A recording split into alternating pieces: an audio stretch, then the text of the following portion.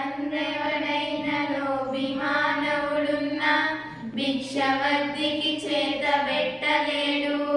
తాను పెట్టకయున్న తగవు పుట్టదు గాని ఒరులు పెట్టక చూచి ఓర్వలేడు. దాత దగ్గర చేరి తన ముల్లె పోయినట్లు జివ్వతో చాడీలు చెప్పుచుండు. ఫలము విజ్ఞమైన బలు సంతసమునందు మేలు కలిగిన చాలు నిలుపుచుండు.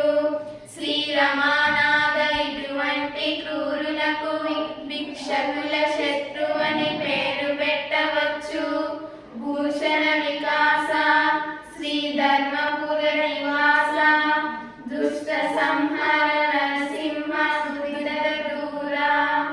ధనమదము చేత దానవుండైపోయే పేదవాడు పడెడు బాధనక.